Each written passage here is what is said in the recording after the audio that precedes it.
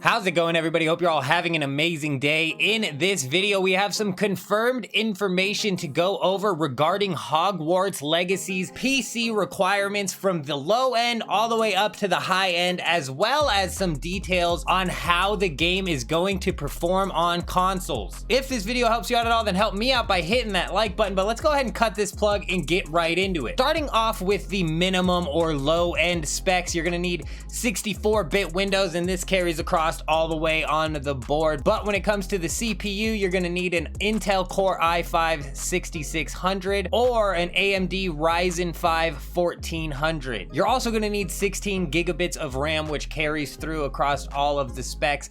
And for your GPU, you're gonna want an NVIDIA GeForce GTX 960 4 gigabytes or the AMD Radeon RX 470 4 gigabyte GPU. They have notes here that an SSD is preferred, but a hard drive is supported at 720p and 30 frames per second. Moving on into the recommended or high specs section, they want you to have an Intel Core i7-8700 or AMD Ryzen 5 3600 CPU.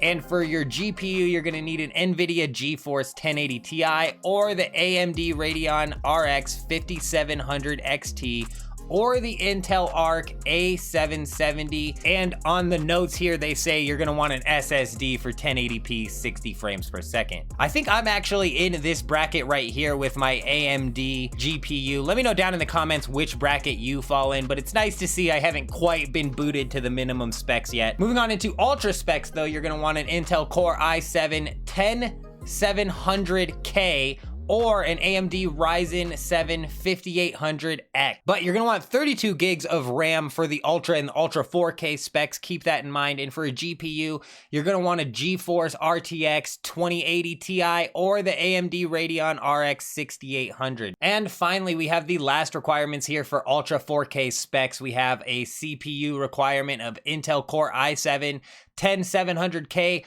or the AMD Ryzen 7 5800X. And for a GPU, you're gonna want the GeForce 3090 RTX Ti or the AMD Radeon RX 7900 XT. Again, let me know down in the comments where you guys land on the bracket here, but it's good that we finally have some solid PC specs and requirements so people can kind of gauge where they're gonna be able to play this game at. That's all the PC requirements to go over. Now, though, we are moving on to how the game is going to perform on console. Right here, we have a tweet from Hogwarts Legacy News that says, Fidelity mode is gonna play at 30 frames per second and performance mode is gonna be at 60 frames per second on the PS5, Xbox Series X, and S. So no 120 frames per second, but I don't know, as long as you're hitting 60, that's way better. So definitely try and get that 60 frames per second. Let me know down in the comments how you're gonna run it on console. Really haven't played console in so many years, I don't know anymore anything to do with that, really. Let me know what you're gonna run, if you're gonna run it on performance mode to hit that 60 frames, or if you're gonna run it on fidelity for a little bit more quality and a little bit less frames per second. That is all of the info that I have to go over for this video, though. I hope you guys all have an amazing day. I'm out.